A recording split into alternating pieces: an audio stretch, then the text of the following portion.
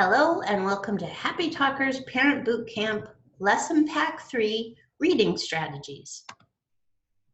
I wanted to make sure that you all had a little bit of information on how to read to your children to bring out speech and language skills and just kind of how to use that time that you have with them in the most effective and optimal way. So what happens when you read a book with your child? So you make connections both with regards to connecting with them as a person, because you have that extra time where you're sitting with them and you're spending time with them, and that's very quality time. And also a book has a beginning and an end, so it's very organizing. That we sit when we start the book, and then when it ends, then we're finished. And so that helps them understand, this routine of reading a story helps them organize their little lives. And also you make connections with their environment by the stories that you read to them. They start understanding, especially if you do things like getting books based upon things that are happening in your child's world. So if they're getting a baby brother, you get a book about being a big brother. Or if they're starting school, or if they're potty training, these are great, stories to get so that they can connect on to something that's really happening in their life. You also get more opportunities for interaction because you are in the middle of a story together, and you can sneak in some questions. You can sneak in some WH questions, or following directions, or pointing. And then, of course, reading to them encourages language development because the phrases that you're saying, the words that you're saying, give them models for how language goes together. Also socially, how different situations happen, give them a model for how people interact with each other. Some children can read very easily. So you'll see the 3-year-old where the parents are like, he can already read words. It's pretty amazing stuff. But something to keep in mind is it may be, be cautious, because even though they're recognizing words, they're recognizing the visual of the letters in a pattern. They may not be able to understand what the words mean when they go together. So they're reading the words, but then if you ask them a question about what they read, they may not be able to answer that question. Or if you ask them to break down the sounds in the words. So if you say, stop, let's break it down. Stop. What word is that? They may not be able to. So if they're just able to identify and read words, and they don't really understand their meanings, they may have hyperlexia, which just means that, they're really great at identifying the patterns and creating words. But the most important thing is that they understand what they're reading and are able to kind of tell you, or at least answer really basic questions about that. So quiz them a little. So I wanted to give you some reading tips that we've tried here, and that I've tried, that I find really successful.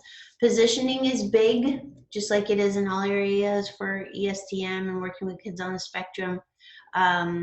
When they're super little, you have face-to-face is the best. So they're in a chair and you have the book and you're facing them. And any idea why? Because you have to see what they're looking at in order to, since we're doing a follow your child's lead at this stage when they're little, you want to know what pictures they're interested in, so that you can first of all, keep their focus and their attention, and also so that you can comment on what they're looking at and make it meaningful to them. So face-to-face, which means the book, you have to read the book upside down, or you could read it and then show it to them, either way. And then eventually, from face-to-face, you go to next to them. So this is where, like, you can sit next to them in bed and you have the book between the two of you. you may want to start doing that with a mirror in front of you first to make sure that it's just giving you input so that you can see what they're looking at. So as you're reading, you're looking up and you're watching if they're looking down or if they're looking up. So with some kiddos, a mirror is too distracting. So the goal is being able to sit next to them and read a story together. So use the mirror as needed. And then the other thing is adding it to your daily routine. So I know that that's probably the hardest part, but reading books is so helpful for the kiddos that I would say, you know, before bedtime is a great time, or in the morning after you had breakfast, you read them a story to get them started on their day. But adding it to the routine and sticking to the routine is really helpful, and any type of routine is useful for our little ones. When you're reading, remove distractions, and that may include siblings. So you may need to divide and conquer on this, like one gets a story with you sitting in their bed, and then the other one gets a story with you sitting in their bed, or mom does one and dad does the other, or you know, aunt does one and mom does the other. It doesn't matter, but getting the distractors out of there. So turn off the TV, turn off the music, turn off the phone, turn off the sounds, and just sit with them. And then when they start to show that they're not paying attention, or that, you know, maybe the story's going on a little too long, just end the story. If you know, give them one more page, and if they still aren't paying much attention, then end the story at any time. Say, oh, it seems like we'll finish that story next time. You know, just don't make a big deal out of it. You don't want to be reading, forcing them to sit with you to read. You want to kind of have them interested in the reading. Initially, they won't be interested in a story at all if you've not really been successful yet. So you're going to have to push them a little bit. But in that case, I would switch books. So if you're trying to increase your child's attention span to sitting and listening to a story, read one story, you know, as long as you can. You know, usually they're only a sentence per page when they're looking at them, and then move on to the next story as soon as they've lost their attention. You know, don't be too worried about reading the book as it's printed. You're going to have to make it up sometimes as you go along to fit your child's attention span. And always make it positive. It should never be a chore to read your child a book, because even though you're exhausted, you know, think about this as really high quality time, and make it positive with your child. Like, oh, that was so nice. You know, it's a cuddly time. It's one of those times where, you know, it was nice to read a story with you, that type of thing. So let them know that you've enjoyed it as much as hopefully they have. So let's talk about the kind of books for the different ages. And I mean, because there's so many sizes and shapes and interests and things going on, and you can get a book about anything. So when they're little, I would say cardboard all the way, so they can't rip the paper, and plus they're gonna put it in their mouths. So cardboard or cloth or the vinyl books are best. And you wanna teach them how to use the books gently. They shouldn't step on books. They should put books away. I always tell the kids that the books are very special and someone worked really hard on making them, and so we should treat them with respect, and we're very lucky to have them. So, you know, teaching them that respect of books, and also how, you know, teaching them how to turn the page, and, you know, this is and kind of going through a routine with them. So, okay, we're going to read this story, and, you know, the very hungry caterpillar. Oh, look at the caterpillar. And you're kind of following the setup, theme, variation, and ending, you know, that we use in play through ESDM too. So you're introducing the book and you're reading it, you're encouraging them to point to things, you're showing them familiar, oh, where's the car? Where's the, you know, where's the girl?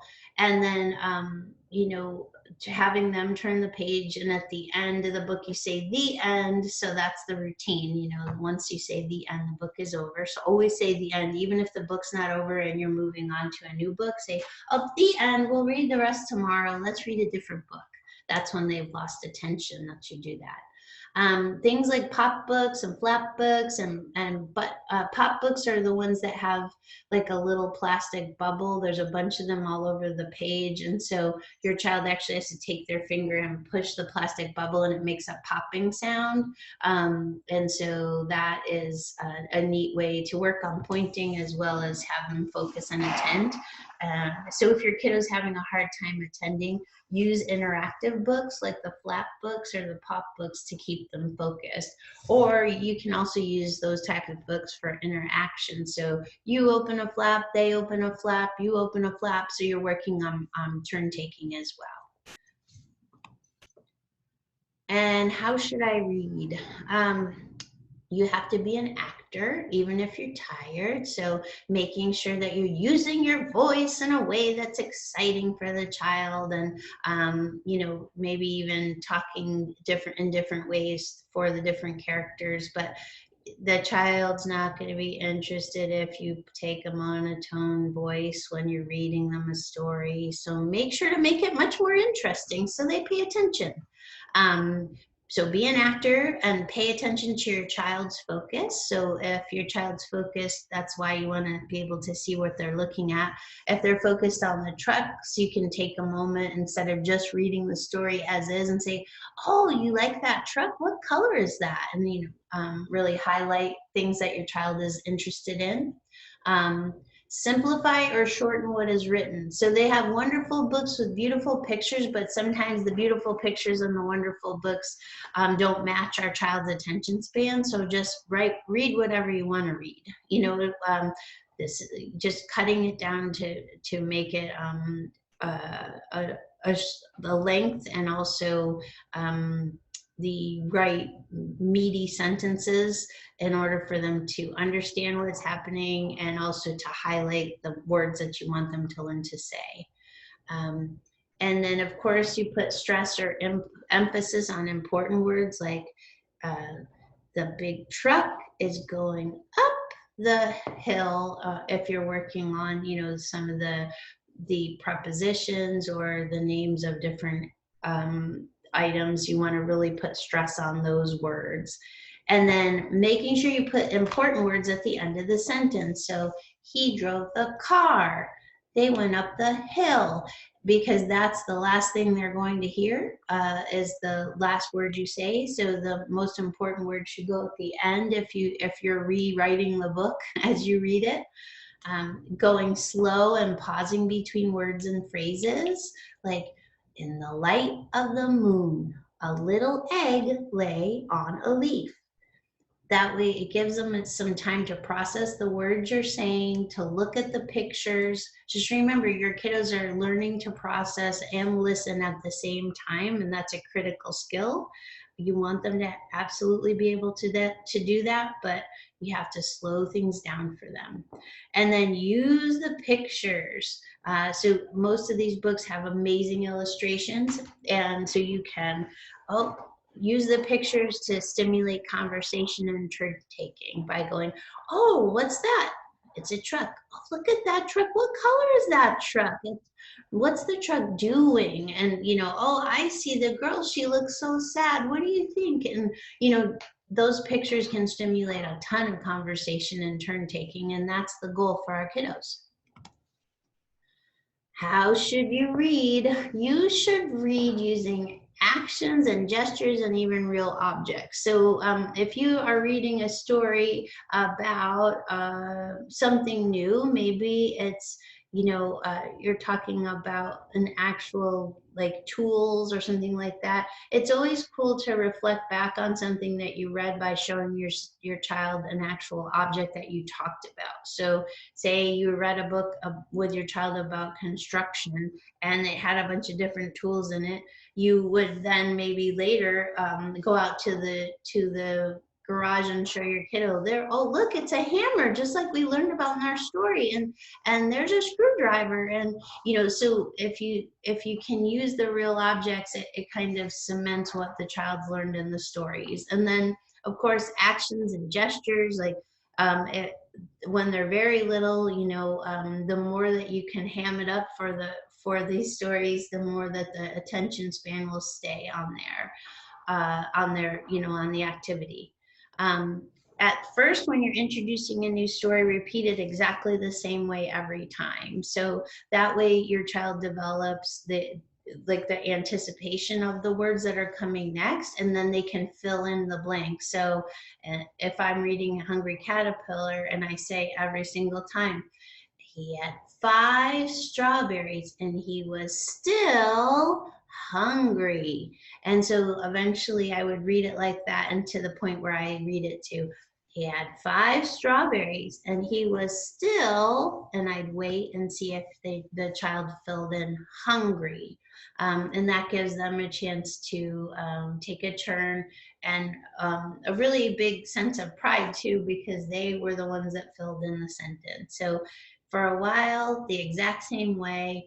Remember that if you're introducing a brand new story, your child might not love it the first time. So read it 2 or 3 times before the jury goes out on it. Read it 2 or 3 times before you decide this is a story that we love versus this is a story that we'll put in the pile to give away the next time we have a chance to donate to things. So also another thing to remember is your child's interests change. So don't just because they didn't like it 1 or 2 times doesn't mean that later on they won't look at it and love it. So keep bringing it out, especially if you think it's something that's a book that has great, it's just a great book for your kiddo. Don't give up. Definitely get your kiddo involved in the story by having them point to things, turn to pages, say words, complete phrases, describe pictures. The more involved they are, the longer their attention span will be for the story. As much as you can, ask questions. What's that? Where are they going? Who's this person? Why did that happen? How did they do that? These are the questions that you're asking them as the story's going on. And remember, as we talked about in our speech and language and processing training, if they don't have the answer, tell them the answer and have them imitate it, or just tell them the answer and so they know what it sounds like. So, why is she so sad? Because her doggy ran away. That's why she's sad, right? Why is she sad? And then see if they'll say her doggy ran away. Yeah, her doggy ran away. And then make predictions, which means, what do you think is going to happen next before you turn the page? And that kind of gets them thinking, oh, I don't know what's going to happen next. Maybe the doggy's going to run and come back, So, thinking about predictions. And then what I like to do with the kiddos when they're ready for this, and generally that's about 3.5 or 4, at the end of the story, I'll say, what do you think happened to the blah, blah, blah? So if it's, again, very hungry caterpillar, the caterpillar turns into a butterfly. And then I say, oh, what do you think happened next? Where did the butterfly go? Did the butterfly fly away? Did she meet up with all the other butterfly friends in the forest? You can go in a lot of different directions with that. You can have them draw pictures about what happened next.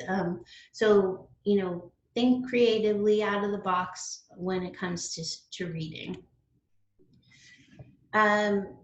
Keep in mind that reading also helps them develop other skills so that you can highlight these things. So social skills. So if you choose books that are based upon things that are happening in their life, like Ed mentioned before, then it will give them kind of a script, which is oftentimes something really, really helpful for our kiddos. It teaches answering questions, imitation. So you say something and they imitate what you say, or you do something with the picture, or you, open the flap of the book, or you turn the page. All of those things, if they do it after you've done it, are considered imitation. It develops pointing skills.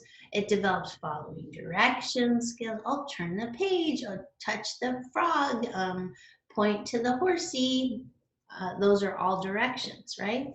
And then the other skill, the last skill that I'm thinking that it helps with is sequencing and retelling events. This isn't something they'll be able to do early on, but when they're, a little bit older or have more skill, they can tell you, so what happened? Let's talk about the story. What happened first? What happened next? What happened last?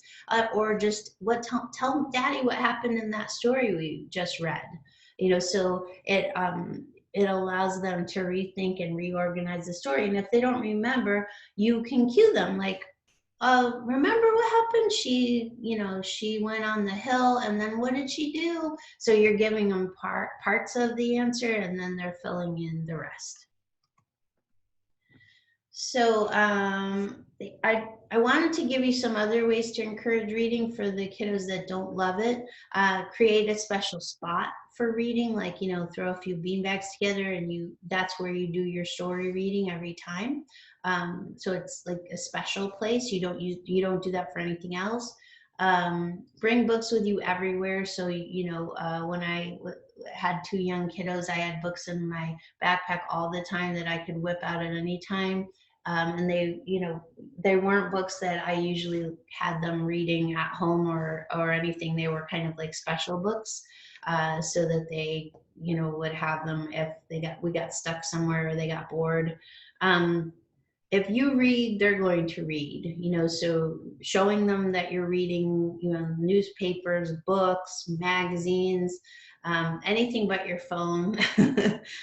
Kindle is even fine, but show them that you enjoy reading, and offer them that they have their reading time and you have your reading time, so that they put an importance upon it like you do. Bring your child's attention to words in the environment. So if you're going into the store, oh, look, that says Safeway, that says Lucky's, that says Target, so that they start focusing in on words in the environment and reading. They can even, oh, I like how you read that. And then label frequently used items. So I used to, when I first started our program, it was a daycare out of my home. So I used to have labels on everything in our house. Like the door had a label, the mirror had a label, the sink had a label. And I'm not suggesting you label everything in your house, but when you're teaching your child how to read, it's really helpful for them to start associating the word with the actual item. So it might be kind of fun for them. Show them how words give us information. So if you are, looking at a sign that gives like the directions of where something is, or how fast to go, like street, oh, that says 15, that means I have to go slowly because it's 15 miles, like, so just showing them words and how you read them to get info. Use screen time in a positive way by having them watch something with them, and then have them work on the same skills as you would with reading, like retelling the story or talking about the social thing that happened there in the story, like that made the girl sad. And so taking screen time, and again, it should only be an hour a day at most, in a positive way where they can learn from it. Write messages to your child, like put a little message in their lunchbox, or leave a message out, have a nice day, or put it in their backpack, so that they start reading, some basic words. And then make a little space that encourages writing, like a little table with paper and crayons and pencils, and tell them that that's their desk, and that's where they can do their work. And I used to put like different like old stickers or those stamps that come in the mail, labels and things like that, and envelopes, and so that they would have a place where they could, I used to say do your work, but it just encourages writing. And that is all the information regarding reading with your child. All I can really, the most important things for that is just make the time, make it special, encourage it, and make it very consistent for them, a consistent routine, and use things that they're interested in to read about, so that they stay focused and are and enjoy the special time with you.